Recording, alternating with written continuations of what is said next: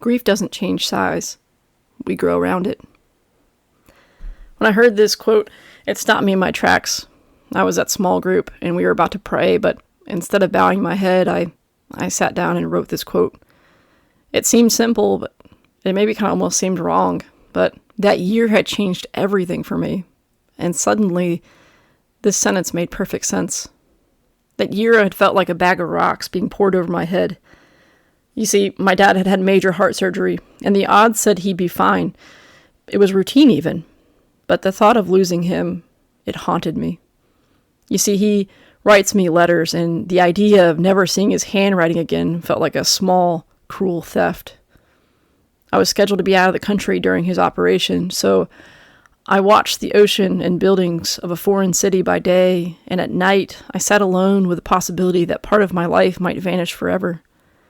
There were no hugs, no late-night talks, nothing to hold me while fear moved through me. 3 weeks later, one of my brothers had a heart attack.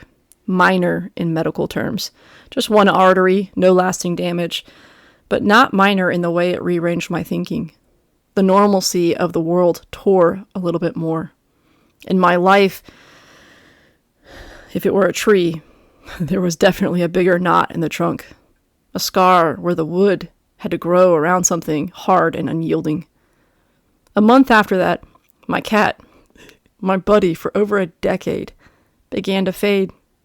I told people for years that it's kinder to let animals go a week or two early rather than too late. But when the time came, I wasn't ready. I laid on the floor beside him the night before I took him to be put down and cried until I had nothing left. The next evening, the house felt like a cold space where a warm body had been. So when the line, "Grief doesn't change size, we just grow around it," showed up in my notebook, it was no longer a cute turn of phrase. It was a map. Those events, they didn't vanish. The shape of my life didn't shrink the pain. Instead, I kept living. I kept laughing. I grew around the hurt until it became embedded, a knot in the trunk, a permanent reminder of my history and story. That doesn't mean grief stops being loud. In fact, it's really good at surprising you.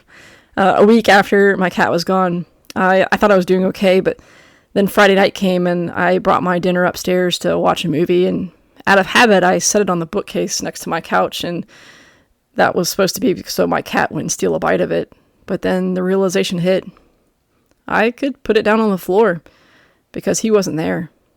I collapsed into grief so hard I couldn't breathe. That's when I remembered a quote another lady in my small group had texted me earlier that week. She said, "Grief hits at weird times, and when it does, feel free to reach out." She didn't try to fix me. She just offered her presence, and that matters. We're told so often that time heals. We get well-meaning phrases like, "It gets better, you'll move on, they're in a better place." But those sentences can sound like instructions to stop feeling, like a demand to tidy up your pain and put it away. And that's not how grief works. Grief doesn't get smaller, it gets integrated. A song can pick it up, a sunset, handwriting, a smell, an empty chair. And when it rises, you learn where it lives in you now. You learn the red thread that runs through your laughter or Sunday mornings. You learn to live with the knot. There's mercy in that truth. If you know that grief won't vanish, then you can stop fighting a losing battle to make it disappear. You can stop comparing the timing or intensity of your sorrow to someone else's. You can give yourself permission to carry it and ask for help in carrying it. You can accept that certain moments will still feel like raw edges, and others will be quiet and steady aches. So what do you do with the knowledge that grief stays? First, when it happens to somebody else, just show up. You say less and you listen more. Bring food, sit on the couch, let the person who's hurting name their pain or not name it. You see, presence matters more than platitudes. Second, be specific in your help. Offer to pick up groceries, babysit a dog, read a letter back to them out loud. Small acts build a bridge across the times when grief is too heavy to cross alone. Third, practice patience with yourself and others. Growth around grief takes time, but it's not time that magically cures. It's living, step by step, with something in you that will never quite be the same. Finally, remember the metaphor of the tree. Knots are not only scars, but they're places of strength. Trees with knots can still stand tall. They can still bear fruit. Their wood is unique. The knot becomes part of the story the tree tells about how it weathered the storms. Grief will be part of your story.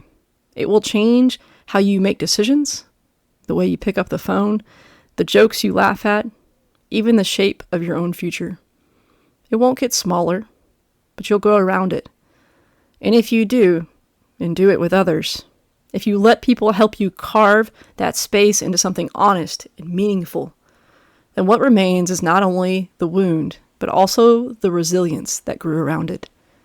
So next time someone says, it gets better, the grief will lessen or get smaller, you can smile kindly and tell them, it doesn't get smaller, but I will learn to grow around it.